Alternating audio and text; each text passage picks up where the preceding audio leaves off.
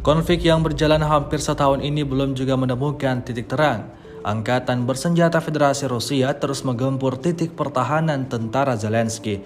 Baru-baru ini ramai beredar sebuah rekaman di media sosial Telegram pada Rabu 1 Februari 2023. Dalam rekaman yang diambil di arah Chernihiv tersebut, memperlihatkan aksi prajurit Rusia yang menekan segala aktivitas dari Angkatan bersenjata Ukraina. Pasukan Zelensky yang berusaha bersembunyi di sebuah bangunan tempat tinggal dan di tengah-tengah hutan terdeteksi tepat waktu dengan bantuan UAV. Artileri Rusia bahkan tidak mengizinkan kru mortir musuh untuk berbalik arah.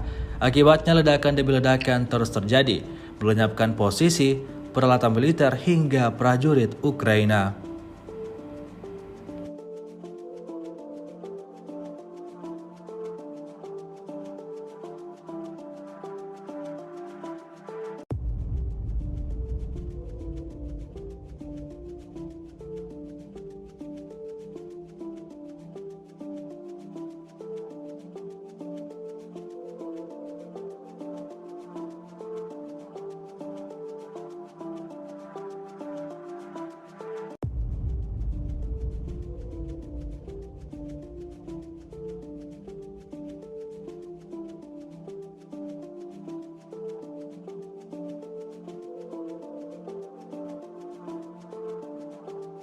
Terima kasih sudah nonton.